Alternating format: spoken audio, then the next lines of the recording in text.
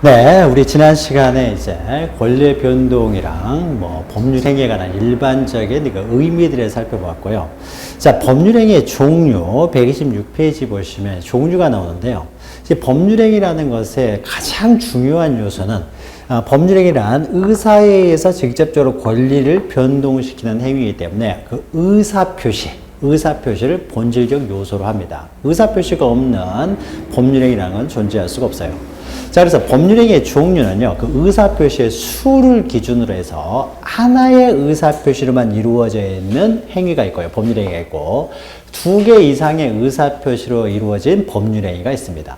먼저 우리가 계약을 계속했기 때문에요. 이제 매매 이것이 대표적인 계약이고, 계약이 법률행위라고 했죠. 자, 그러면 계약을 통해서 계약 보면서 한번 보죠. 자, 갑이라고 하는 사람이 을이라는 사람한테 이제 X 물건을 10억 원에 팔겠다라고 의사표시를 하는 거죠. 내가 저거 10억 원에 팔게, X. 의사표시를 합니다. 자, 이렇게 의사표시, 하나의 의사표시를만 가지고요. 어떠한 계약은 성립되는 것도 아니죠. 법률행위가 성립되지 않고 그 자체로 어떠한 권리가 변동되는 것도 아닙니다. 의사표시만으로. 팔겠다는 의사표시를 했을 때는요, 반드시 상대방이 거기에 따른 승낙의 의사표시가 있어야 되겠죠. 나 알았어. 10억 원에 살게라고 하는 승낙의 의사표시가 있어야 되겠죠. 저 승낙의 의사표시, 이렇게 승낙의 의사표시가 이루어져야만이, 그래야 법률행위라고 하는 계약이 성립되는 거죠.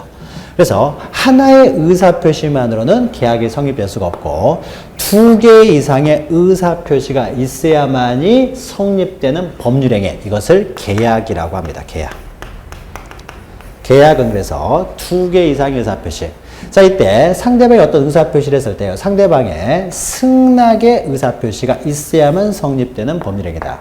그럼 이때 승낙의 의사표시, 상대방의 의사표시를 승낙의 의사표시라고 할 때 이렇게 계약의 성립을 제의하는 처음에 이루어진 의사표시를 특별히 청약의 의사표시라고 합니다. 이것을 청약이라고 하는 거죠. 청약.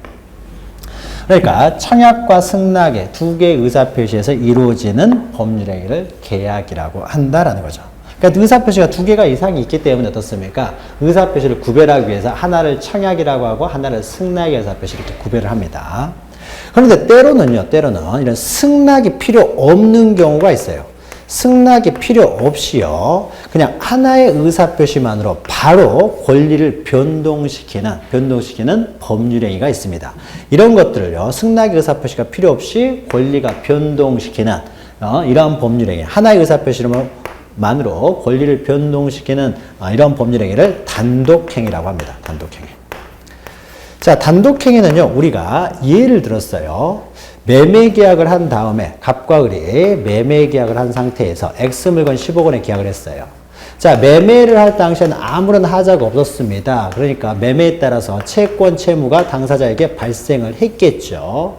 발생을 한 상태에서 갑은 을에게 X 물건을 이행을 해줬는데 을이 갑에게 10억 원을 지급하지 않으면 어떻습니까? 갑은 이 매매계약을 해제해 버릴 수가 있다는 거죠. 해제가 돼버리면요, 이 채권, 발생했던 채권이 소멸돼 버립니다. 자, 권리를 이렇게 소멸시키기 때문에요, 소멸시키는 행위예요. 계약을 소멸시키기 위해서 해제를 하는 거잖아요. 그러니까 그 해제 의사표시에 있어서 권리를 바로 소멸시켜버리기 때문에 이런 해제, 이런 것들도 법률행위라고 합니다. 당사자 의사에 의해서 바로 그 권리를 변동시키기 때문에 이것도 법률행위예요. 그런데 이때 매매를 할 때는요, 상대방의 승낙이 필요해요. 그러니까 이 매매는 계약입니다. 그러나 갑이 해제를 할 때는 어떻습니까? 해제를 할 때는 을의 승낙받을 필요가 없다는 거죠. 승낙 없이도 바로 어떻게 돼요? 권리를 변동시키는 효과가 발생하는 거죠. 이렇게 일방의 의사표시, 즉 하나의 의사표시만으로 바로 권리를 변동시키는 법률행위, 이것을 단독행위라고 합니다. 단독행위. 자, 그러면은 승낙은 필요 없다라고 하더라도 이 단독행위는요, 승낙은 필요 없다고 하더라도 다시 둘로 나누는데 적어도 그 의사표시, 일방의 의사표시가요, 상대방에게 상대방의 의사표시 같은 경우에는 상대방에게 도달은 해야 되는 거 아니냐. 도달을 필요로 한다.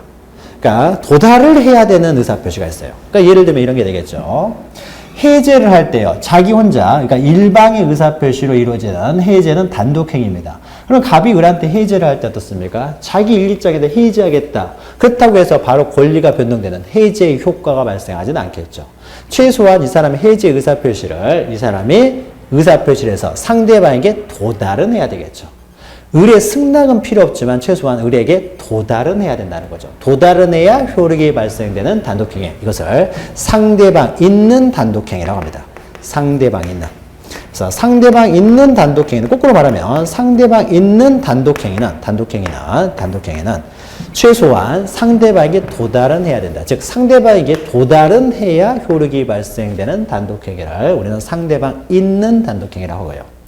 때로는요, 상대방에게 도달할 필요도 없는 경우가 있어요. 하나의 의사표시만 있으면 되는 것이지 상대방에게 도달할 필요도 없는 단독행위가 있습니다. 이런 것들을 상대방 없는 단독행위라고 합니다. 자, 상대방 없는 단독행위는요, 대표적인 것이요, 소유권을 포기해버립니다. 내가 소유권을 가지고 있어요. 소유권을 가지고 있다가 이걸 버려버립니다. 나 싫다. 이거 안 갖겠다. 자, 버려버리면요, 소유권이 소멸해버리겠죠. 소유권을 포기했으니까 소유권을 포기하는 의사에 의해서 소유권이 이제 소멸을 합니다. 자, 소유권을 포기할 때 누구의 승낙받을 필요 없고요. 내가 소유권을 포기하겠다는 사를 누군가에게 도달하게 할 필요도 없습니다. 바로 나의 의사표시만으로 바로 어떻게 돼요? 바로 소유권은 소멸해버린다는 거죠. 그래서 어떤 권리의 어떤 포기라든지요. 또는 가족법상 법률행위에서 주로 나오는데 유언 이런 거예요. 유언을 쓸 때는 어떻습니까? 유언장. 유언도 이제 가족법상 법률행위가 될 텐데 유언을 할 때는 내가 누군가의 승낙을 받아서 유언을 해야 됩니까? 그럼 유언이 아니죠. 그리고 내가 유언을 하게 되면 어떻습니까? 내가 너한테 이런 유언을 했어. 이렇게 보여줘야 되는 거 아니죠. 그냥 유언을 혼자서 골방에서 딱 써놓고 어떻습니까? 그걸 조용히 모르게 해놓는 거죠. 그리고 이제 사망 이후에 그 유언의 효력이 발생하는 거죠. 그러니까 유언 같은 걸 할 때도요, 누구한테 보여줘야 되는 거 아닙니다. 그래서 포기나 유언, 이런 것들이 대표적인 상대방 없는 단독행위가 됩니다. 근데 보통 단독행위는 이런 상대방 없는 단독행위는 극히 예외적인 것이고요. 일반적인 단독행위는 대부분이 이제 상대방이 있는 단독행위가 이제 대부분의 행위가 됩니다. 단독행위 대부분은, 그러니까 단독행위냐 계약은요, 구별은 간단합니다. 상대방의 승낙이 필요하냐, 승낙이 필요 없느냐. 승낙을 해야 되면은 계약, 승낙할 필요가 없이 바로 효력이 발생하면 단독행위다. 그러나 다만 상대방에게 적어도 그 의사표시가 도달은 해야 된다? 그러면은 상대방 있는 단독행위가 됩니다. 그래서 밑에 보시면요, 계약과 단독행위 가지고 상대방 있는 단독행위, 상대방 없는 단독행위 있죠. 여기는 유언 이외에 재단법인 설립행위 있는데요. 권리의 포기, 차라리 이런 걸 좀 기억하십시오. 법인은 우리 시험범위에 해당되지 않기 때문에 재단법인 설립행위도 설립자가요, 정관을 자기가 혼자서 작성을 하면 됩니다. 그러니까 누구한테 뭘 보여줄 필요가 없기 때문에 이것도 상대방 없는 단독행위예요. 자, 계약. 그리고 그 이외에는 대부분의 법률행위는 다 계약입니다. 단독행위는 극히 또 예외적인 것이고요. 대부분의 법률행위는 다 계약에 해당합니다. 계약에. 이때 상대방의 승낙의 의사표시에 대비하여 최초에 먼저 있었던 의사표시를 특히 이제 청약이라고 하는 것이죠. 청약. 자, 그리고요, 법률행위는 이제 요식행위, 불요식행위 이렇게 나눌 수도 있는데, 그 요식행위라고 하는 것은요, 뭐 일정한 방식에 의해서만 법률행위를 할 수 있는 행위입니다. 그래서 반드시 서면으로 하여라. 그러면 이거는 요식행위가 되는 거죠.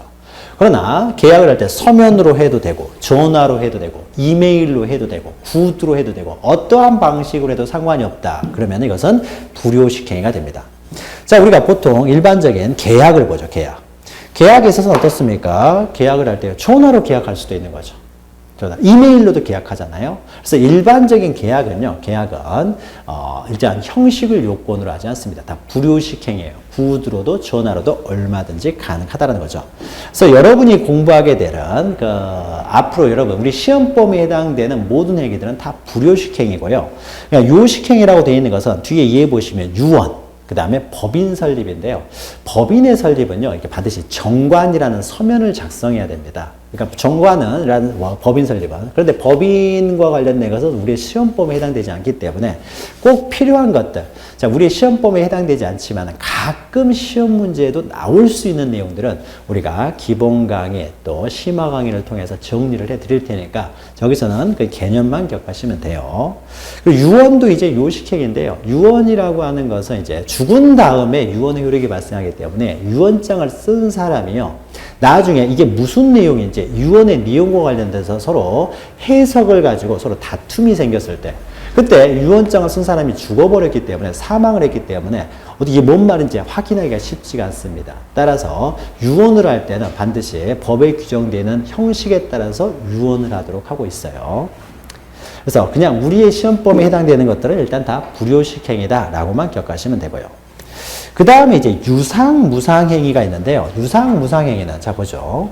자, 이 소유권을 이전하는 행위예요. 그러니까 먼저 유상무상을 하기 전에 출연행위와 비출연행위라는 걸 기억을 하셔야 되는데, 자 소유권을 이전하는 행위 그리고 을이갑에게 대금을 지급하는 행위예요.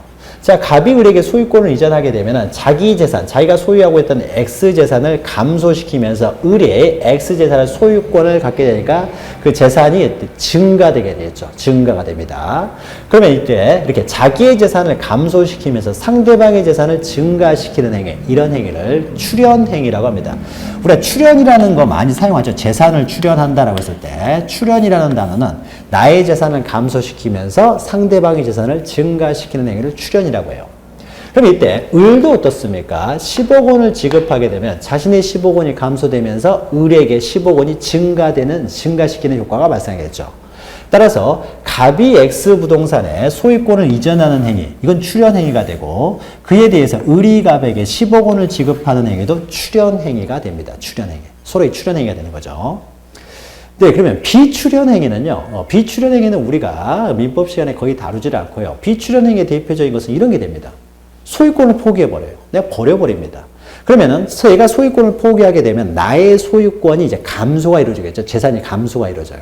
그러나 누구의 재산이 증가가 이루어지는 건 아니죠. 그냥 내가 소유권을 포기했을 뿐이니까요. 이런 소유권 포기에는 나의 재산은 감소시키지만 어느 누군가의 재산을 증가시키는 행위는 아니기 때문에 이런 것은 출연행위가 아니에요. 그래서 출연행위는 나의 재산을 감소시키고 상대방의 재산을 증가시키는 행위를 출연행위라고 합니다. 그러면은 소유권 이전 행위도 출연행위고요. 대금 지급 행위도 출연행위예요. 근데 서로의 출연행위가 어떻습니까? 서로 대가적으로 맞물려 있죠. 이렇게 대가적으로 맞물려 있을 때 출연행위가 이런 행위를 우리는 유상행위라고 합니다. 유상행위. 그래서 자 매매 같은 경우도요. 대표적인 유상행위예요. 자, 갑은 X 물건을 넘겨주기로 하면서 을로부터 10억 원을 받기로 하는 거죠. 그러니까 서로 어떻게 돼요? 출연행위가 서로 맞물려서 대가적 의미를 가지고 있었을 때 우리는 그것을 유상행위라고 합니다. 자, 그리고 유상무상이라는 개념은 쉽게 생각하면 됩니다. 내가 물건을 넘겨주는데 거기에 따른 대가를 받으면 그 대가를 받게 되면 이것은 유상행위가 되는 거죠. 그러면은 매매는 대표적인 이제 유상행위가 되겠죠. 물건 넘겨주는 대신에 대가를 받으니까요. 그러면은 또 유상행위의 대표적인 것이 이제 또 만약에 매매가 아니라요. 자, 우리가 매매라고 했을 때는요. 한쪽에서는 재산권을 넘기면서 다른 일방에서는 이렇게 대금을 지급하면 이것을 매매라고 해요. 매매. 그런데 갑이 을에게 X 물건을 넘겨주면서 을은 거기에 대한 대가로 Y 부동산을 대신 주기로 했어요. 재산권과 재산권이 이제 왔다 갔다 합니다. 이런 것들을 우리는 교환이라고 해요. 교환. 자, 교환도 어떻습니까? 갑이 X 물건을 주는 대신에 을로부터 Y 물건을 받기 때문에 이것도 대가적이죠. 그러니까 교환도 이것은 유상행위예요. 우리가 계약법에서 다룰 내용은요. 매매, 교환, 그다음에 임대차 세 개만을 다루기 때문에 주로 이제 요 내용을 보게 되면 또 임대차도 보죠. 임대차도 갑이 을한테요. X 부동산을 사용하도록 해줍니다. 사용하도록 해주면서요. 을로부터 매달 10만 원씩을 받아요. 그럼 공짜로 사용하는 거 아니죠? 대가를 받으면서 사용하게 해주는 거죠. 그러니까 대가가 있잖아요. 대가가. 그러면 이것도 임대차도 유상행위가 되겠죠. 이렇게 유상행위가 또 계약 형식을 띠고 있으니까 다 유상계약이 되겠죠. 그래서 매매나 교환, 임대차는 유상행위예요.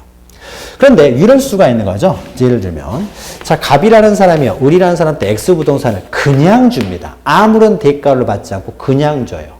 그럼 이것을 우리는 증여라고 해요. 증여. 대가를 받지 않으니까 증여예요. 자, 그러면은 갑의 출현 행위는 있지만은 거기에 대해서 아무런 대가가 없죠. 아무런 대가 없이 출현을 하기 때문에 이런 것들은 이제 무상행위가 되는 거죠.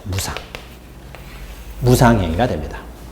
그러니까 반대말 이렇게 되겠죠. 만약에 갑이 X 물건을 넘겨주면서 을로부터 10억 원을 받는다든지 을로부터 Y 부동산을 대신 받는다든지 하게 되면 이것은 유상이 되겠죠.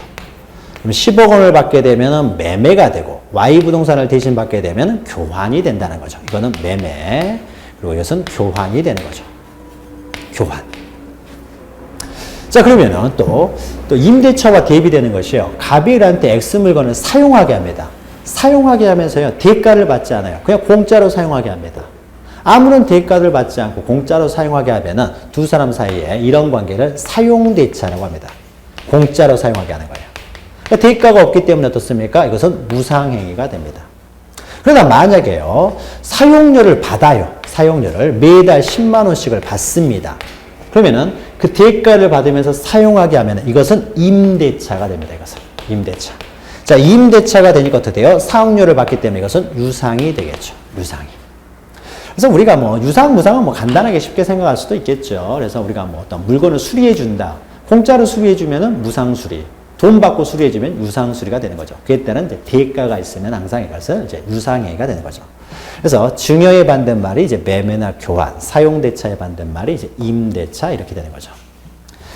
자, 그 다음에 이제 채권행위, 물권행위라는 것이 있는데요. 자, 보죠. 요것은 좀 기억을 하셔야 되는데. 자, 우리가 앞에서 잠깐 설명했습니다. 자, 매매 계약을 통해서는요, 갑과 을 사이에 채권만 발생합니다. 그래서 이것을 채권행위라고 해요. 행위라고 하고요.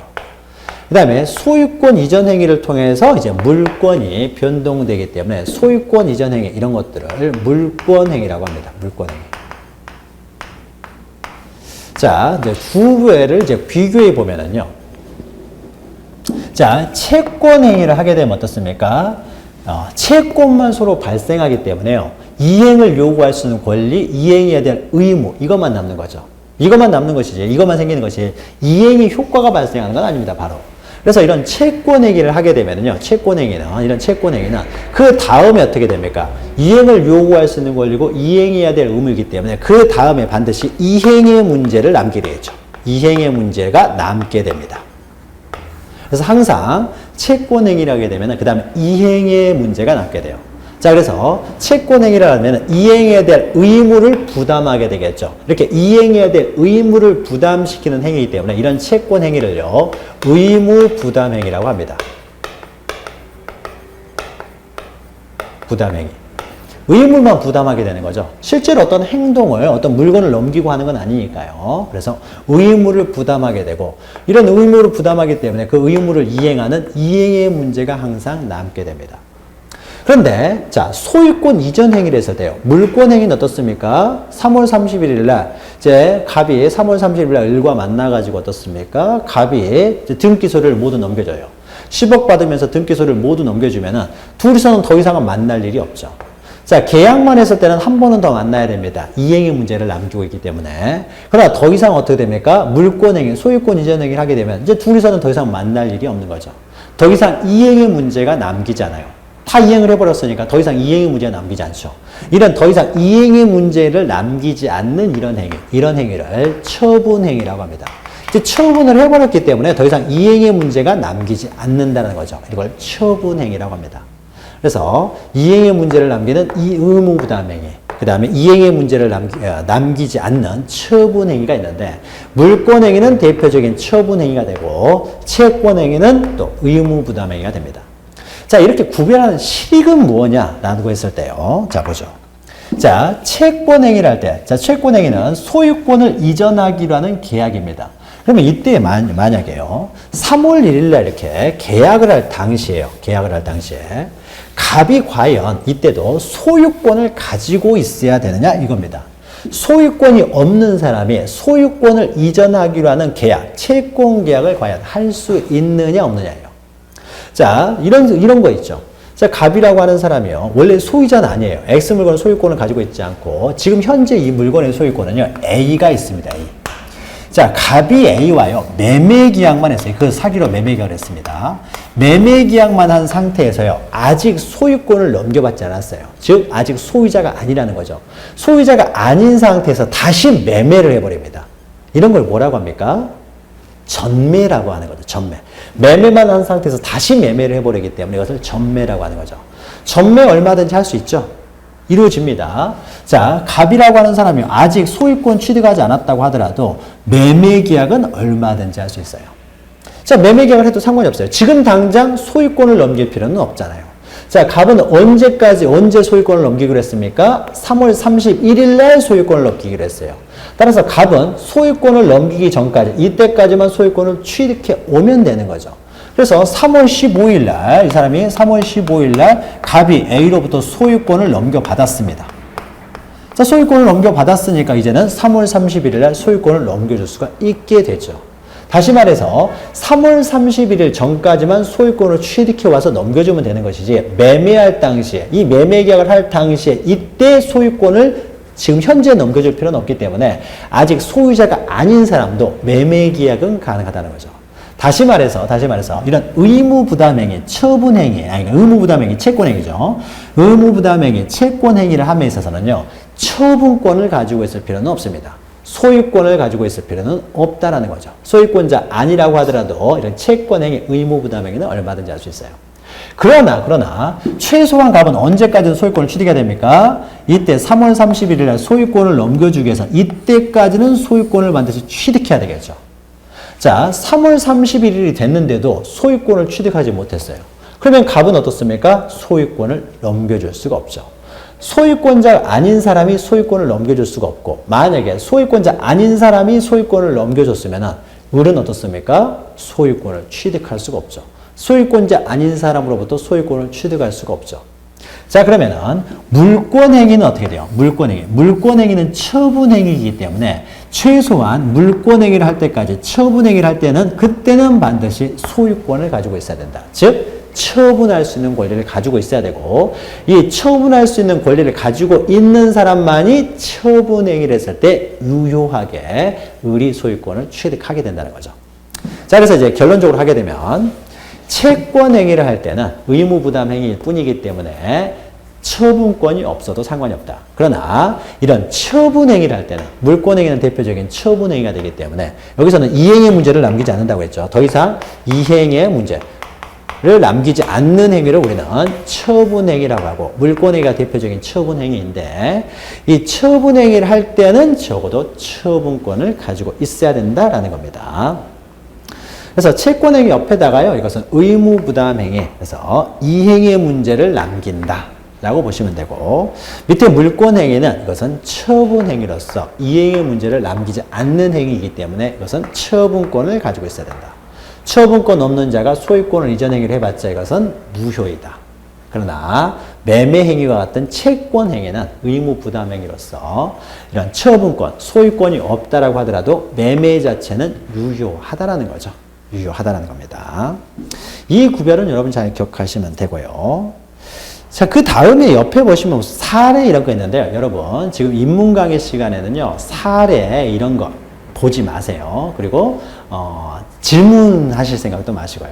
나중에 시간이 지나면요, 기본 강의하고 심화 강의를 통해서 천천히 당연히 알아가는 것이지, 지금 너무 깊이 있게, 여기 나와 있는 사례 문제들은요, 민법 전체를 다 알고 나면은 굉장히 쉽게 풀릴 수 있는 문제인데, 지금 이 사례 문제는 민법 전체에 대해서 이렇게 연관시켜서 나와서 이제 문제가 되고 있기 때문에, 지금 당장은 풀기가 어렵고, 이걸 풀려고 하게 되면 어차피 민법 전체를 공부해야 되니까, 우리가 다 공부한 다음에, 그리고 기본 강의 이제 지나면 다 알게 되니까, 지금은 푸실 필요가 없습니다. 그래서 지금은 이걸 또 설명을 하려면은 민법 전체를 설명해야 되기 때문에 지금 모르셔도 상관없습니다. 모르셔도 상관없으니까 왜 이렇게 됩니까? 질문도 지금은 안 하시는 게 좋아요. 깊이 있게 할 필요 없고 지금 제가 설명하는 내용만 이해하시면 됩니다. 이걸로도 충분합니다. 충분해요. 여기서 나가가지고 이제 기본 강의, 심화 강의 속에 이제 조금씩 나아가니까요. 이걸로 충분하니까 더 이상 욕심 안 부리셔도 됩니다. 자, 그러면은 법률행위 종류에 대해서 살펴보았고요. 법률행위 종류 중에서 가장 중요한 것은 계약이고, 계약 중에서 가장 중요한 건 매매입니다. 그래서 주로 매매 계약을 중심으로 해가지고 이제 살펴볼 겁니다. 매매 계약을 중심으로 해요. 자, 그 다음 127페이지 보시면은요, 자, 그러면 법률행위 종류를 봤고, 그러면 그 법률행위가 권리가 변동되기 위해서는 몇 가지 요건이 필요하다고 했죠. 그래서 당사자적인 요건이 있고, 그 다음에 그 목적, 내용에 있어서의 요건이 있고요. 그 다음에 의사표시적 요건이 있는데, 우리가 앞에서 잠깐 설명을 해드렸죠. 당사자적인 요건은 우리의 시험범위에 해당되지 않기 때문에 알 필요가 없고, 목적에 관한 요건, 의사표시에 관한 요건만 알고 계시면 되는데, 먼저 목적에 관한 내용이죠. 자, 여기 책에는요, 가능부터 나와 있지만은 우리가 먼저 확정이 먼저 돼야 되겠죠. 확정이 되고 난 다음에 그 다음에 가능 여부를 따집니다. 그래서 확정 문제가 벌써 먼저 나와야 되는데, 이것은 우리가 나중에 기본 강의 시간에 확정에 대해서 자세히 설명하고, 여기는 가능부터 나와 있으니까 그 다음 가능을 보죠. 자, 확정될 수 없는 것이면은 권리로 확정될 수 없기 때문에 아무런 효력이 발생하지 않는다라고 했죠. 권리 의무는 발생하지 않습니다. 그러면은 그 다음 단계로서 확정될 수 있다라고 하더라도 확정된 내용이 가능해야 된다. 그래서 불가능한 경우에는 어떠한 효력도 발생하지 않는다. 근데 이 가능과 관련돼서요, 우리가 거기 밑에 우리가 앞에 설명을 드렸던 것이 있죠. 자, 가능과 관련돼서요, 자, 앞에서 했죠. 매매 계약을 할 당시를 기준으로 해가지고요, 그 매매 계약 당시보다 그 전에 만약에 수용이 됐다든지 해서 이행을 할 수가 없습니다. 자, 그러면 이행할 수 없는 권리를 목적으로 해가지고 계약을 해봤자 채권 채무, 채권이 인정돼봤자 이행될 수가 없는 것을 목적으로 했기 때문에 인정해봤자 아무 의미가 없는 거죠. 따라서 매매계약 체결 전에, 이거 법률행위라고 했죠. 법률행위 전에 이미 불능이 됐을 경우, 이런 경우에는 이제 무효가 된다는 거죠. 이런 것을 우리는 원시적 불능이라고 했죠. 법률행위제 전에 법률행위 체결, 그러니까 계약 체결 시 전에 이미 불능이 됐을 때는 원시적 불능이고, 원시적 불능이 됐을 때는 무효가 됩니다. 계약 자체를 유효로 인정할 실익이 전혀 없다는 것이죠. 권리를 인정해줘봤자 아무런 의미가 없기 때문에 그 계약은 무효가 돼요. 무효가 되기 때문에 어떻습니까? 어떠한 권리 의무도, 그 계약을 통해서 어떠한 권리나 의무도 발생하지 않습니다. 권리가 변동되지 않는다는 거죠. 법률행위 자체가 무효가 됐으니까요. 그러나 계약 체결 당시에는 가능을 했는데 계약 체결 시 이후에 후발적으로 불능이 됐어요. 그럼 적어도 어떻습니까? 매매계약 자체, 매매계약 체결 당시에는 이것은 매매계약 자체는 유효하게 되겠죠. 유효하게 되죠. 그렇죠? 3월 15일 날 이것이 수용이 됐다랄지 하게 되면은 매매계약 자체는 유효합니다. 유효하고요. 다만 유효하기 때문에 권리 의무는 발생을 합니다. 권리 의무는 발생하는데 다만 이것이 그 원인, 후발적으로 불능이 된 원인에 따라서 채무불이행 책임 문제가 발생할 수도 있고 위험부담 문제도 발생할 수 있는데, 요 자세한 사항은요 우리가 계약법 시간에 하게 되니까요. 여기서는 그냥 후발적으로 불능이 됐을 경우는 일단 법률행위 자체는 유효하다. 그래서 권리 의무는 발생을 한다. 라는 정도만 기억하시면 됩니다. 그 다음에 후발적으로 불능이 됐으니까 그에 따른 이제 법률 관계로서 채무불이행, 위험부담 문제가 발생하는데, 이것은 계약법이 하니까요. 자, 그래서 밑에 있죠. 원시적 불능은 무효가 되나 후발적 불능은, 여기는 없지만 후발적 불능은 일단은 유효라는 거죠. 유효. 요거 하나만 기억하시면 됩니다. 자, 그러면 가능을 했다라고 하더라도요, 그것이 적법해야 되는 거죠. 적법해야 됩니다. 예를 들면 이런 거 생각하면 되겠죠. 부동산하고는 상관이 없지만 장기를 사고 파는 거예요. 이게 가능하겠습니까? 장기, 그러니까 콩팥 하나 사고 팔고 합니다. 돈이 너무 힘들면, 사기가 너무 힘들면 어떻습니까? 장기 하나 사고 팔고 싶은 유혹에 빠지게 되겠죠. 그래서 갑과 을이라는 사람이, 예를 들면 갑이라는 사람이 자기가 가지고 있는 콩팥 하나를요, 신장 한 개를 5천만 원에 팔기로 했습니다. 이 사람은 신장이 필요한 사람이에요. 계약을 했다고 해보죠. 5천만 원에. 자, 이런 장기를 사고 파는 계약. 이건 어떻습니까? 오른쪽에 있는 신장. 그랬으니까 확정도 되어 있습니다. 그리고 수술을 통해서 가능도 합니다. 콩팥 하나 뺄 수도 있는 거죠. 가능도예요. 가능도예요. 그러면 이렇게 가능한 것이기 때문에 당사자가 신장을 사고 파는 계약을 했을 때 이것을 법으로 보호해 줄 필요가 있느냐죠.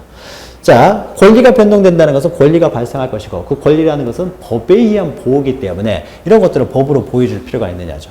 그래서 의리라는 사람이 5천만 원 주고 야 신장 내놔 그러면 이 사람은 신장을 한 개 뽑아서 줘야 되느냐 이거죠. 자, 이것과 관련돼서요. 자, 그러면은 생각해보죠. 갑이라는 사람이요. 처음에는 자기 신장 5천만 원을 팔았어요. 이게 유효라면은 이제 넘겨줘야 되겠죠. 자, 그 다음에 또 돈이 필요하면 어떻게 하겠습니까? 갑이라는 사람이. 자기 신장을 또 하나 팔면 자기는 살 수가 없잖아요. 그러니까 어떻게 해야 돼요? 살아있는 사람을 죽이겠죠. 살아있는 사람을 얼른 죽이면 어떻게 됩니까? 신장이 두 개가 생기잖아요.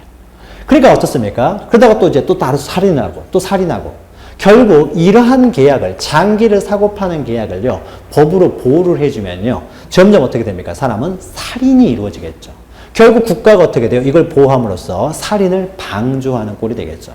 따라서 장기를 사고 파는 거 이건 가능하다고 하더라도 절대 이것은 안 된다라고 해서 금지를 시킵니다. 장기를 사고 파는 거 금지를 시켜요. 따라서 일정한 법률 행위에 있어서는요. 자, 가능하다고 하더라도 야 이런 것들은 선량한 풍속이랄지 사회 질서를 어지럽힐 수가 있다. 그런 어떤 행위들에 대해서는 금지를 시켜야 되겠죠. 그래서 선량한 풍속이다. 사회 질서 이런 것들이 있어요. 선량한 풍속이랄지 그러니까 사회 질서 이제 사회 질서가 있습니다. 우리에 지켜야 되는 사회 질서들이 있는데 이런 사회 질서와 관련된 즉 어떠한 법률 행위가 사회 질서에 반한다라고 생각되는 것들은요. 이것과 관련된 건 다 금지를 시킵니다. 금지를 시켜요. 하지 말아라 라고 해서 금지 규정을 둡니다. 자, 이런 것들 금지 규정을 둡니다. 그래서 이런 거 하지 말아라, 하지 말아라, 하지 말아라, 하지 말아라 이렇게. 자, 이런 게도 해당되는 것도 있겠죠. 이게 하지 말아라, 하지 말아라. 자, 이러한 금지 규정은 어떻습니까? 반드시 지켜야 되는 규정이죠. 반드시 지켜야 되는 규정이다라고 해서요. 이것을 강행 규정이라고 합니다. 자, 개념이 나옵니다. 이제 하나의 개념이 나오는데 이런 걸 강행 규정이라고 해요. 그러면 이 강행 규정과 반대되는 규정이요. 임의 규정이라는 게 있습니다. 임의 규정. 자, 임의 규정은요. 지켜도 되고 안 지켜도 되는 규정을 임의 규정이에요. 이게 임의적이에요. 지킬 것인지 말 것인가 임의적인 게 임의 규정이고 강행 규정은 반드시 지켜야 되는 규정을 강행 규정이에요. 자, 민법의 대부분의 규정은요. 임의 규정으로 돼 있어요. 아니 지켜도 되고 안 지켜도 되는 규정들을 뭐 그렇게 많이 두고 있습니까? 다 이런 것 때문입니다. 자, 이 내용과는 별개로요. 갑과 을이라는 사람이 이제 갑이요. 을한테 1억 원을 빌려줬습니다. 그래서 갑이 채권자라고 해보죠. 돈을 빌려줬으니까 갑이 이제 을에게 1억 원의 채권을 가지고 있겠죠. 자, 변제기가 12월 31일이라고 해보죠. 자, 12월 31일 됐습니다. 자, 그러면 12월 31일 날요. 과연 을이 갑의 주소에 가서 1억을 갚아야 됩니까? 아니면은 채권자가 채무자의 주소에 가서 1억 원을 받아가야 됩니까? 그래서 12월 31일이 됐는데 갑이 말하면 을한테 야 빨리 돈 가져와. 그랬더니 을이라는 사람이 네가 와서 가져가 이렇게 하는 거예요. 와서 가져가. 과연 갑이 을한테 와서 가져가야 되는지 아니면은 을이 갑한테 갖다 줘야 되는지.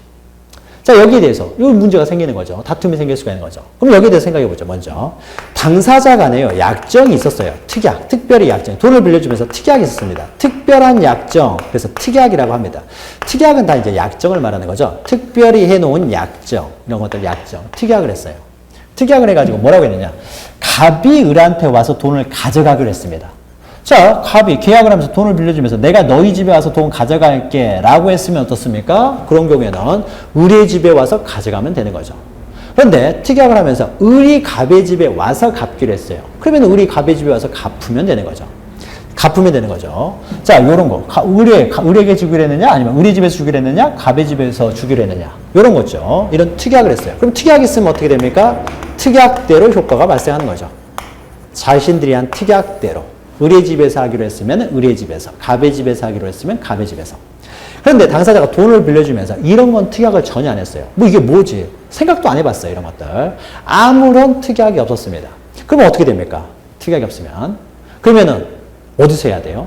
뭔가 결정을 해줘야 되겠죠. 이것을 위해서 당사자 특약이 없었을 때를 위해서요. 법에서 보충하는 특약이 없을 때를 대비해서 그 특약을 보충하기 위한 규정들을 두고 있어요. 보충 규정. 그래서 우리 민법은 만약에 특약이 없으면 이렇게 해라 라고 규정을 하고 있어요. 우리 민법의 보충 규정은 뭐라고 돼 있냐면요. 채권자 주소지에서 변제를 해라 라고 돼 있어요. 당연히 이래야 되겠죠. 의리갑한테 가서 돈 갚아야 되겠죠. 그래서 만약에 12월 31일 날 의리갑한테 가서 돈을 안 갚게 되면요. 그는 계속 지연이자를 물어야 됩니다. 그러니까 빨리 갖다 줘야 돼요. 채권자의 주소지에서 변제하라 라고 돼 있어요. 이런 말이 없을 때를 대비해 있는 거죠. 그러면 이런 건 어떻습니까?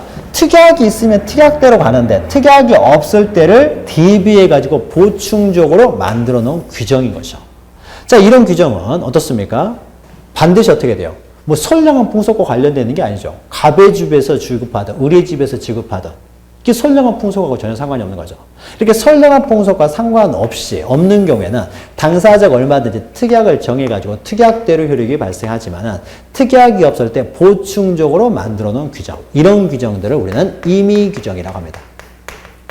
임의규정이에요. 그러니까 이 임의규정과 다르게요. 당사자가 특약을 통해서 채무자의 주소지에서 이행을 하기로 했습니다. 그럼 어떻습니까?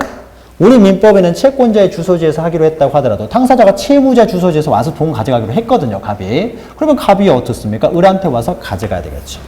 그러니까 법의 규정과 다른 내용의 특약을 얼마든지 할 수 있다. 즉 이 법은 안 지켜도 된다는 거죠. 안 지켜도 되는 규정이기 때문에 이런 거는 임의규정이라고 합니다. 임의규정. 자, 그러면 민법의 대부분의 규정들은요. 자, 민법의 사적 생활관계는 어떻습니까? 개인이 자유롭게 결정할 수가 있는 거예요. 이것이 선량한 풍속을 위반하는 것만 아니라면 개인이 자유롭게 정할 수가 있다는 거죠. 개인이 자유롭게 정할 수가 있는 것이고 만약에 미리서 이렇게 특약을 해놓지 않았을 경우에 그 분쟁을 해결하기 위해서 보충적으로 이제 민법들은 여러 가지 규정들을 두고 있습니다. 그래서 민법의 대부분의 규정들은요, 다 이렇게 당사자의 사적 자치의 그 특약을 보충하는 규정으로 구성되어 있어요. 대부분 다 임의규정으로 되어 있다는 거죠. 임의규정으로. 그래서 이것은 안 지켜도 되는 규정입니다. 그런데 가끔은 반드시 지켜야 되는 규정들이 있어요. 마치 선량한 풍속 기타 사회 질서와 관련돼 있다라고 했을 때는 이건 하지 말아라 라고 해서 이건 이렇게 해야 된다 라고 특별히 규정해 놓은 것들이 있어요. 자, 이런 것들은 어떻습니까? 선량한 풍속 기타 사회 질서와 관련돼 있기 때문에 이런 것들은 반드시 지켜야 되는 강행 규정이 되는 거죠. 그래서 반드시 지켜야 되는 규정인 강행 규정과 당사자 특약에 의해서 그 내용을 배제할 수 있는 임의 규정으로 되어 있고요. 자, 만약에 강행 규정 같은 경우는 어떻게 했습니까? 이것은 반드시 지켜야 되기 때문에 당사자가 이 강행 규정과 다른 특약을 할 수가 없어요. 해봤자 이런 특약은 아무런 효력이 없습니다. 반드시 지켜야 되는 거니까요. 그래서 강행 규정과 임의 규정으로 나눕니다. 그런데 법 조문 자체가요. 조문을 기술해 놓고 이거는 강행 규정입니다. 이건 임의 규정입니다. 이렇게 적어져 있지를 않아요. 적어져 있지 않기 때문에 우리가 그 규정을 보면서 해석을 합니다. 이거는 강행 규정이구나. 이건 임의 규정이구나. 그런데 우리는 해석할 수 있는 능력이 안 되기 때문에요. 이제 판례가 강행 규정으로 본 것은 강행 규정, 임의 규정으로 본 것은 임의 규정. 이런 식으로 우리가 다소 좀 암기를 해야 되는데 암기할 때요. 어떤 힌트라고 한다 보면 팁이라고 한다고 한다면 사회질서와 관련되어 있으면 강행 규정이고 사회질서와 관련된 없는 것들은 이제 임의 규정이 되는 거죠. 다 이런 식으로 이제 금지를 시켜놨습니다. 이건 반드시 지켜야 되는 규정이기 때문에 이 규정에 위반을 했어요. 자, 위반을 하게 되면 어떻습니까? 이런 위반 행위까지 법으로 보호할 필요는 없기 때문에 권리 의무가 인정이 되지 않는다. 즉 강행 규정을 위반한 법률 행위는 무효가 된다는 거죠. 무효가 된다라는 겁니다. 자, 그런데요. 강행 규정을 위반했다라고 해서요. 다 무효가 되는 건 아니에요. 조금 더 다시 들어가면 이렇게 되겠죠. 다 무효가 되는 건 아니고. 자, 음식점을 할 때는요. 음식점. 자, 갑이라는 사람이 음식점을 합니다. 그래서 갑이 을한테 음식을 팔았어요. 그런데 음식점은요. 아무나 할 수 있는 것이 아니라요. 허가가 있어야 됩니다. 허가. 국가로부터요. 허가를 받아야 돼요. 허가. 자, 음식을 아무거나 팔아버리면 국민의 공중, 위생, 건강 이런 걸 침해해버릴 수가 있죠.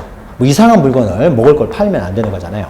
따라서 음식을 팔 때는요. 반드시 국가로부터 어떤 시설, 설비, 위생 이런 것들을 감독을 받으면서 허가를 받아서만 음식을 팔아야 됩니다. 음식을 팔아야 되는데 이 사람이 허가 없이요. 무허가로 음식을 팔았습니다. 자, 그러면은 우리 법에서요. 자, 이것은 반드시 허가를 받아야 된다. 음식을 팔 때는 허가를 받아야 된다. 이것은 강행 규정이겠습니까? 임의 규정이겠습니까? 안 지켜도 되는 거예요? 안 지켜도 되는 거면 뭐 있어요? 이렇게 왜 필요한 거예요? 그거 반드시 지키라는 거죠. 국민의 건강과 관련된 내용이니까 허가를 받아야 된다는 것은 반드시 허가를 받아서만 해야 되는 거죠. 허가받지 않고서는 음식을 팔지 말아라. 강행 규정입니다. 강행 규정.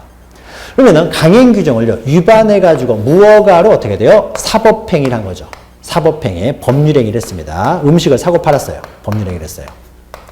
자, 그러면 이 법률행위가 강행 규정을 위반했기 때문에 이 법률행위가 무효가 되느냐? 자, 무효가 되면은 음식을 먹은 사람이 돈 줄 필요가 없느냐예요. 너는 무허가로 물건을 팔았기 때문에 이 강행 규정을 위반해서 물건을 팔았으니까 이것은 무효다. 그러니까 나는 돈 줄 필요가 없다라고 해서 돈 안 줘도 되느냐? 무허가로 라면을 팔았을 때 라면 먹으면 라면값 안 줘도 되느냐예요. 그렇지는 않겠죠. 무허가로 팔았다고 하더라도 라면값은 줘야 되겠죠. 자, 그래서요, 우리 판례는요, 판례는 강행 규정을 위반했다라고 해서요, 다 무효로 보는 것이 아니고요, 그 강행 규정을 위반했을 경우에 그 사법행위까지, 강행 규정을 위반해서 이루어진 행위에 강행 규정을 위반했기 때문에 사법행위까지 무효로 되는 강행 규정이 있어요. 이것을 효력 규정이라고 하고요. 효력 규정이라고 하고. 효력 규정이라고 하고. 이 강행 규정을 둔 이유가 단순한 단속을 위한 것이지 사법행위까지 무효로 할 생각은 없다라고 해서 단순히 단속을 위해서만 강행 규정으로 둔 것이 있습니다. 이런 강행 규정을요, 이것을 우리는 단속 규정이라고 합니다. 단속 규정. 그래서 이런 보통 행정법규 같은 경우는 다 단속 규정이에요. 그래서 우리 판례가 이렇게 무허가 영업행위에 대해서는요, 허가를 받지 않고 음식을 팔았다고 하더라도요, 이것은 허가받지 않고 물건을 팔지 말라는 그냥 단속의 의미인 것이지, 허가받지 않고 물건을 팔았다고 해서 이 법률행위까지 무효로 하는 것은 아니다라고 해가지고요, 이러한 강행 규정은 단순한 단속 규정이다. 따라서 위반을 했다고 하더라도 사법행위는 여전히 유효하다라고 합니다. 유효하다.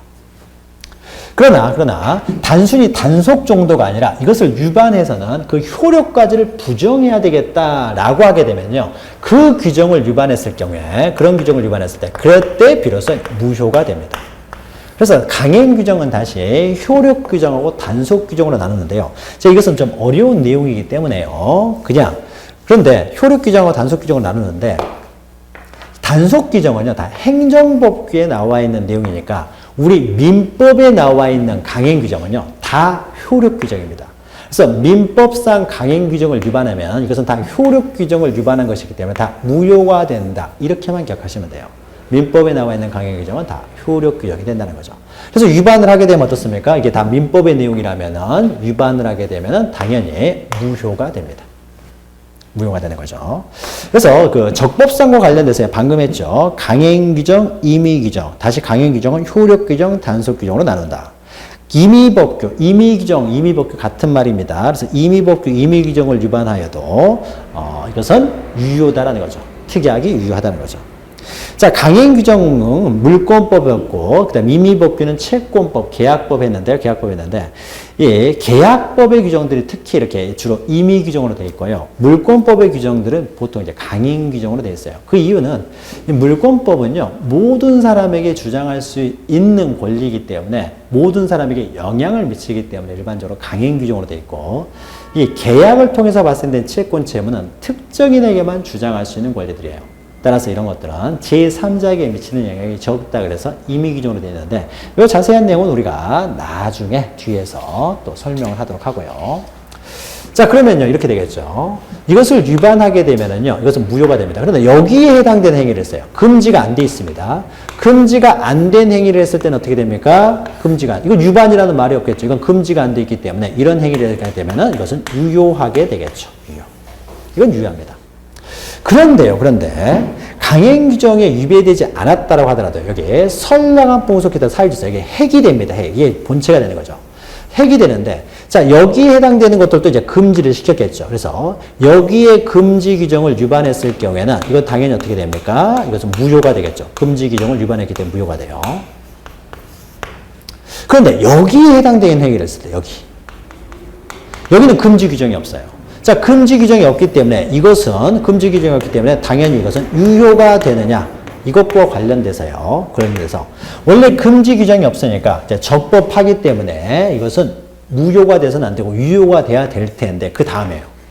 비록 금지 규정이 없을 때요. 자, 금지 규정이 없으면 원칙적으로 유효가 되지만은 비록 금지 규정이 없다고 하더라도 사회 질서의 핵에 해당하는 부분이죠. 이 핵에 해당하는 부분을 위반을 했을 때 위반하게 되면 이것은 사회적 타당성이 없다는 거죠. 비록 금지 규정이 위반되지 않았다고 하더라도 사회적 타당성이 없기 때문에 이런 것들은 무효가 된다라는 겁니다. 따라서 적법하다고 하더라도 즉 금지 규정이 위배되지 않았을 때는 일단 적법하기 때문에 유효가 될 것처럼 보이지만은 여기에 해당하는 것은 비록 금지 규정에 위배되지 않았다고 하더라도 사회적 타당성 그 자체 핵을 건드렸기 때문에 무효가 된다는 거죠. 따라서 적법하더라도 어떻습니까? 그 다음 단계로서 타당성을 갖춰야 된다는 거죠. 사회적 타당성. 자, 사회적 타당성과 관련된 것이 넘기시면은 128페이지예요. 양가로 3번에 사회적 타당성이라는 말이 있습니다. 그래서 적법하더라도 사회적 타당성을 갖춰야 된다는 거죠. 자, 그러면 사회적 타당성이 없는 행위로 대표적인 것이요. 이런 행위가 됩니다. 자, 갑이라고 하는 사람이요. 을이라는 사람한테 X 물건, 건물, 그러니까 주택이요. 주택을 증여하기로 했어요. 증여계약을 했어요. 자, 증여계약을 하는 것은 뭐 얼마든지 자유롭게 할 수 있는 거죠. 그 자체가 반사회적 행위는 아닙니다. 사회적 타당성이 없는 행위를 반사회적 행위라고 해요. 먼저 법 조문이 있으니까 읽어보죠. 이것은 103조에 나와 있는데 반사회적 법률행위에서요. 선량한 풍속에 따라 사회질서에 위반한 사항을 내용으로 하는 법률행위는 무효라는 거죠. 그러니까 적법성이 있다고 하더라도 사회적 타당성, 반사회질서 행위는 당연히 무효가 된다. 즉 사회적 타당성이 있었을 경우에만 법률행위는 유효가 돼서 권리가 변동이 된다라는 것이죠. 자, 그러면은요, 주택을 증여하는 것은 얼마든지 뭐 이 자체가 사회적 타당성은 없는 거죠. 타당성이 없는 것은 아닌 것이죠. 그런데 주택을 증여하는 이유가 뭐냐면요, 을이 갑에게요, 첩이 돼주기로 했어요, 첩이 돼주기로 하면서 어떻습니까? 갑에게 주택을 사주기로 했다는 거죠. 첩이 돼주는 것을 조건으로 해가지고요, 조건을 해서 증여가 이루어졌습니다. 그럼 이 증여계약이요. 자, 증여계약은 어떻습니까? 첩이라고 하는 것은 어떻습니까? 계약의 내용이 첩이 되는 거죠. 자, 첩을 살아서는 안 된다. 첩계약을 해서는 안 된다. 이 첩계약을 해서는 안 된다는 것이요. 민법 어디에도 규정되어 있지 않습니다. 그러니까 금지되고 있지 않아요. 금지되고 있지는 않다라고 하더라도 어떻습니까? 첩계약은, 그러니까 금지되고 있지 않으니까 적법하다. 이렇게 볼 수는 없다는 거죠. 첩계약을 금지하고 있지 않다고 하더라도 이런 것들은 사회적 타당성, 사회 질서를 훼손시키는 행위가 되는 거죠. 따라서 이런 행위는 어떻게 돼요? 다 무효가 되는 거죠. 타당성이 없기 때문에 무효가 된다는 거죠. 그러면은 첩계약의 조건으로 어떻습니까? 주택을 증여하기로 했어요. 그럼 그 증여계약, X 토지에 대한 증여 있죠, 증여. 이것도 어떻습니까? 당연히 무효가 되는 거죠. 무효가 되는 거죠. 그러니까 요것만 무효가 되는 건 아니에요. 그러니까 첩계약만 무효가 되면은 이것만 무효가 되기 때문에 주택은 주택대로 달라. 이렇게 할 수는 없잖아요. 그래서 이 증여계약도 무효가 되고 첩계약도 모두 무효가 됩니다. 자, 그러면 이렇게 반사회적 행위는 무효가 된다라고 했을 때요. 그러면 어떤 게 반사회적 행위냐? 이런 것들이 워낙 다양하고요. 많기 때문에요. 지금 우리가 반사회적 행위를 정리하기는 힘듭니다. 그래서 자세한 어떤 반사회적 행위의 유형과 그 모습들은 우리가 기본 강의 시간에 하고요. 대표적인 것이 이런 첩계약 이런 것들이 이제 반사회적 행위다. 이렇게 보시면 됩니다. 그래서 거기요, 뭐 판단 기준, 유형이 있는데 이런 것은 우리가 나중에 합니다. 그래서 이런 첩계약 이런 것들은 무효가 된다. 자, 그러면요, 이런 반사회적 행위인데 이제 반사회적 행위를 했을 때 그 효과를 보죠. 자, 을이요, 아직 첩에 들어서지도 않고요, 주택을 사주지도 않았습니다. 그래서 계약만 하고요, 아무런 이행도 없어요. 주택을 주지도 않았고 첩을 사주지도 않았습니다. 그래서 이 계약 자체가 다 무효이기 때문에 어떻습니까? 계약이 무효이기 때문에요. 계약 자체가 무효이기 때문에 근거가 없는 거죠. 법률행위에 아무런 이행할 근거가 없습니다. 무효이기 때문에. 따라서요, 아직 이행을 하기 전이라면, 아직 증여하기 전이고 첩을 살기 전이라면요, 서로가 어떻습니까? 이행을 청구할 수도 없고요, 이행을 할 필요도 없는 거죠.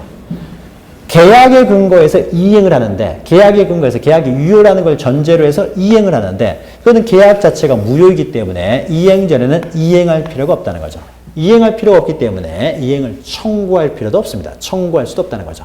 그리고 그냥 끝이에요. 끝입니다. 그런데 만약에 이행을 했을 때요. 만약에 예를 들면 이렇게 되겠죠. 자, 갑이 먼저요. 주택을 첩을 사기로 했으니까 주택 사주면 첩 산다고 했어요. 그래서 갑이라는 사람이 먼저 주택을 사서 줬습니다. 을한테. 그래서 등기까지 해줬어요. 주택에 대해서 등기까지 해줬습니다. 등기까지 해가지고 주택을 넘겨줬어요. 그런데 을이라는 사람이 갑이 들어오니까 문 잠가버리고 못 들어오게 합니다.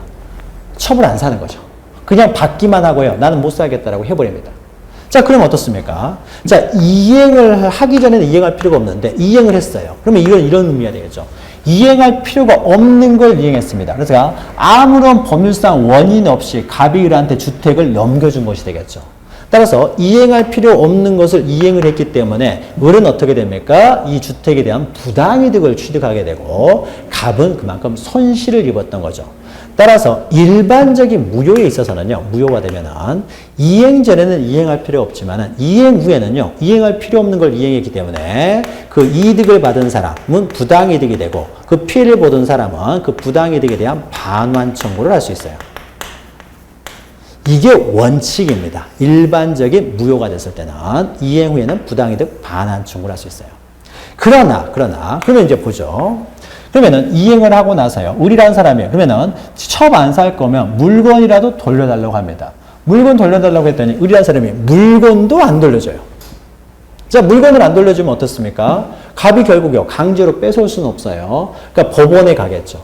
법원을 통해서 구제를 받아야 되기 때문에 법원에 가가지고 물건 부당이득 반환 청구 소송을 제기해서 반환을 청구합니다. 자, 그럼 법원에서요. 너 왜 부당이득 반환 청구를 하느냐라고 했더니 이런 사항들을 다 이야기를 합니다. 그랬더니 법원에서 뭐라고 하겠어요? 뭐 잘했다고 법원에 와가지고 권리를 주장하냐고 하겠죠. 자, 갑도 어떻습니까? 첩계약을 했다라는 나쁜 사람이잖아요.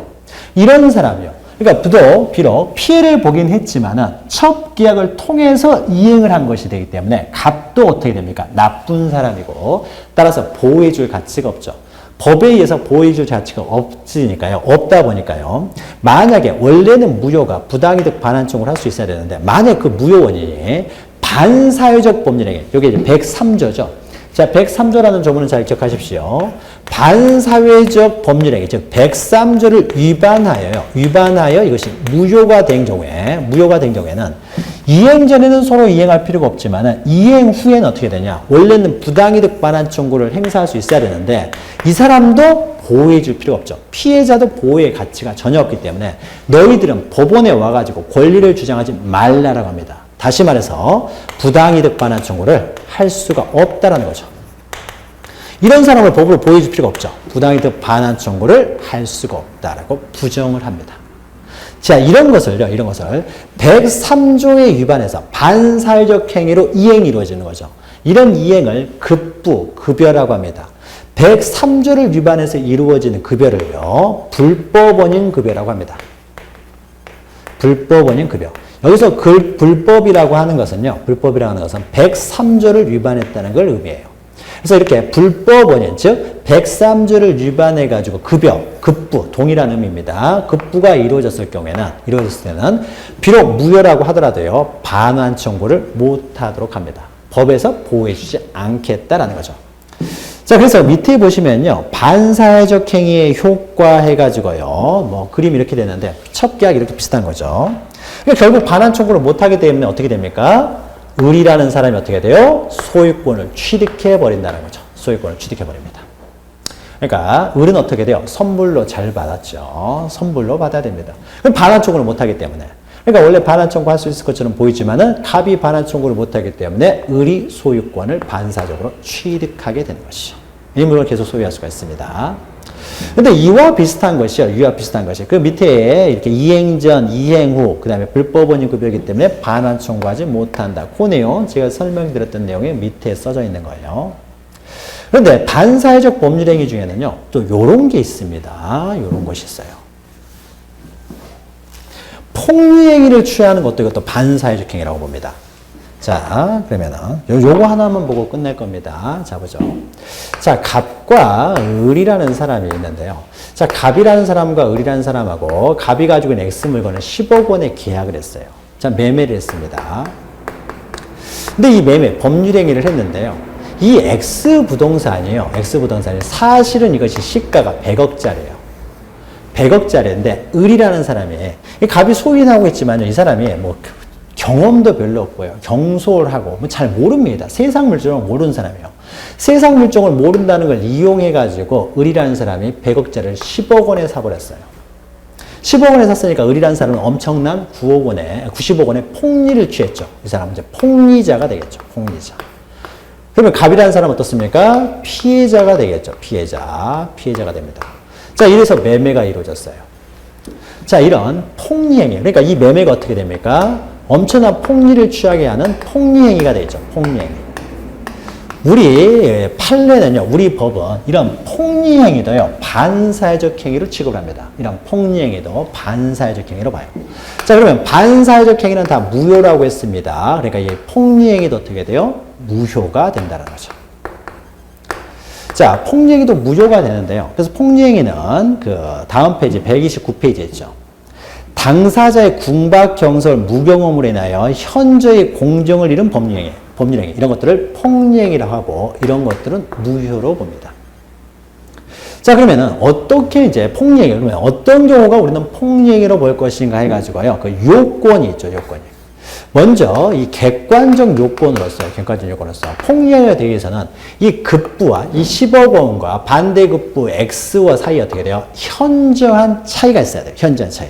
현저한 불균형이 있어야 된다는 거죠. 자, 현저한 불균형이 어떠한 급부와 갑의 급부와 을의 급부 사이에 현저한 불균형이 있어야 되기 때문에 만약에요, 이렇게 서로 대가적 관계에 있는 유상행위에 있어서만 폭리행위에 관한 문제가 생기겠죠. 만약에 대가 없이 그냥 증여를 하게 되면은 급부만 있고 반대급부가 없기 때문에 반대급부와 급부 사이에 현저한 불균형을 계산해낼 수가 없게 되겠죠. 따라서 현저한 불균형이 있었을 때 우리는 폭리행위로 보기 때문에요. 반드시 유상행위에서만 적용이 됩니다. 유상행위. 급부와 반대급부가 존재하는 유상행위에만 존재하는 것이지 반대급부가 없는 무상행위요. 무상행위에 있어서는 폭리행위라는 개념을 나올 수가 없다는 거죠. 자, 그러면은 현저한 불균형이 있다고 해서 무조건 폭리행위로 볼 것이냐? 그건 아니겠죠. 어떤 물건을 사는 사람은요, 되도록 싸게 살려고 하고요. 파는 사람은 되도록 비싸게 팔려고 하는 거. 이게 인지상정이에요. 그래서 을이라는 사람이 이걸 100억짜리를 10억에 샀으면 어떻습니까? 그 사람은 능력 좋은 사람이죠. 이렇게 싸게 샀다는 이유만으로 다 이게 폭리행위로 무효가 되어버리면 누가 싸게 살려고 노력하고 비싸게 팔려고 노력하겠습니까?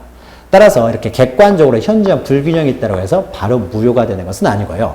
현저한 불균형 이외에 주관적으로요. 또 하나의 요건, 요게도 중요합니다. 요게도 중요해요. 주관적 요건으로서요. 이런 상대방의 궁박, 경솔, 무경험, 즉 궁박이라든지 위에 있죠. 경솔이라든지 또는 무경험 이런 것들을요. 이용을 했어야 돼요. 그러니까 이놈이 나쁜 놈이 되는 거죠. 이용을 했다. 이게 나쁜 놈이에요. 그러니까 이런 나쁜 놈을 법으로 보여줄 필요가 없다라는 거죠.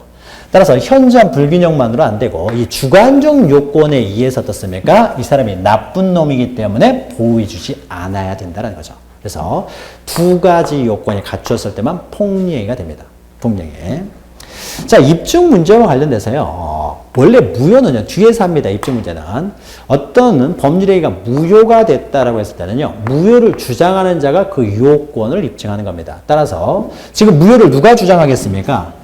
X 물건을 100억짜리를 10억 원에 팔아버린 피해자가 어떻습니까? 이 매매는 무효다. 폭리니까 무효다라는 것을 피해자가 주장을 하겠죠. 따라서 이 피해자가 이런 두 가지 요건을 입증을 해야 돼요. 객관적 요건이 입증됐다고 해서 주관적 요건이 추정되지도 않습니다. 폭리행위로 무효가 되는 것은요, 주관적 요건보다도, 객관적 요건보다도 이 주관적 요건, 요것 때문에 무효가 되는 거예요. 이게 더 중요한 요건이 됩니다. 그래서 두 가지 요건을 다 갖추게 되면 이제 무효가 된다라는 거죠. 자, 그러면 이게 무효가 됐을 때요. 자, 밑에 보시면 뭐 절대적 무효, 이런 말이 있는데 이것은 나중에 우리가 설명을 합니다. 자, 무효가 됐을 때요. 무효가 되면 똑같은 문제가 발생합니다. 자, 계약만 하고요. 아직 이행을 하기 전입니다. 그러면은 계약이 무효가 됐으니까 어떻습니까? 서로가 이행할 필요가 없습니다. 이건 무효이기 때문에 이행할 필요가 없어요. 그런데 10억만 받고요. 갑이 이행을 해버렸어요. 10억만 받고 이행을 했습니다. 자, 그러면은 이행할 필요가 없는 것을 이행을 했기 때문에 어떻습니까? 이런 경우에는 이행할 필요 없는 걸 이행했기 때문에 부당이득 반환 청구를 할 수 있을 것처럼 보이죠. 할 수 있을 것처럼 보이지만은 우리가 104조 폭리행위라는 것은 103조 반사회적 행위의 하나의 유형으로 봅니다. 따라서 104조 불공정한 법률행위를 위반했다는 것은 결국 103조 반사회적 행위가 됐다는 걸 의미해요. 반사회질서행위가 되어버린 거죠. 103조를 위반한 것이 됩니다. 따라서 104조를 위반한 것은 다시 또 103조를 위반한 것이 되기 때문에 어떻습니까? 이것은 불법 원인 급여가 돼서 부당이득 반환 청구를 할 수가 없다. 이렇게 결론이 되는 거죠. 자, 이렇게 되니까 뭔가가 좀 이상하죠. 여기서는 둘 다 나쁜 사람이기 때문에 둘 다 아또한 권리를 인정해 주지 않아도 상관없어요. 근데 여기서는요, 이 사람만 나쁜 사람이지 이 사람은 나쁜 사람이 아닌 거죠. 그러니까 이 사람만 어떻게 됩니까? 권리를 보호해 줘서는 안 되지만은 피해자는 보호를 해줘야 되겠죠. 따라서 103조 위반인 경우에는 불법 원인 급여가 되기 때문에 서로 이행 후에는 반환 청구를 못하지만 만약에요, 104조 위반이요. 폭리행위가 됐을 때요. 104조 폭리행위가 됐을 때는요. 무효는 무효이지만은 둘 다 불법 원인 급여에서 부당이득 반환 청구를 할 수 없는 것이 아니라요. 폭리자, 이 사람 나쁜 사람이죠. 폭리자는 이미 이행이 됐으면은 부당이득 반환 청구를 하지 못합니다. 이득 반환 청구를 할 수가 없어요. 그러나 피해자요. 피해자는 나쁜 사람이 아니죠. 그러니까 이 피해자는 어떻게 돼요? 무효가 됐으니까 다시 원칙으로 가서요. 이 사람은 부당이득 반환 청구를 할 수가 있습니다. 반환 청구를 인정을 해준다라는 거죠. 피해자는 보호를 해줘야 되니까. 자, 그러니까 결론적으로 어떻게 되겠습니까? 결론적으로 그 효과는요. 이행 전엔 서로가 이행할 필요 없었지만 한번 이행이 됐더라면요. 갑은 을로부터 그 물건을 반환을 청구할 수 있어요. 그러나 을은 갑으로부터 어떻습니까? 제가 지급했던 10억 원을 반환을 청구할 수가 없다는 거죠. 을을 보호할 가치가 없으니까. 그래서 약간 좀 차이가 나는 거죠. 그래서 거기 효과에서요. 이건 무효다라고 하고 그 일방 불법이기 때문에 급여자는 급여분을 돌려받으나 폭리자는 돌려받을 수 없다. 이 말은 피해자는 돌려받을 수 있으나 폭리자는 돌려받을 수 없다라는 의미고요. 적용 여부와 관련해서 조금 전에 설명했죠. 적용 여부와 관련돼서 현저한 불균형을 전제로 하기 때문에 유상행위만 적용되지 무상행위는 적용될 수가 없다라는 것이죠. 자, 이렇게 해서요, 우리가 지금까지 했던 내용이 그 목적과 관련돼서 확정 가능 적법 타당성에 관한 개념을 보고 여기에 대해서 하나라도 흠결이 생기게 되면은 무효가 돼서 효력을 발생하지 않는다. 그래서 법률행위가 권리를 변동시키기 위한 효력을 발생하기 위해서는 그 계약의 내용에 확정 가능 적법 타당성 네 가지를 모두 갖추고 있으면 그때 비로소 법률행위가 유효해서 권리를 변동시키게 된다는 거죠. 자, 법률행위 목적과 관련된 내용을 설명드렸고요. 잠시 후에는 의사표시와 관련된 내용 설명해 드리도록 하겠습니다. 잠시 후에 뵙겠습니다.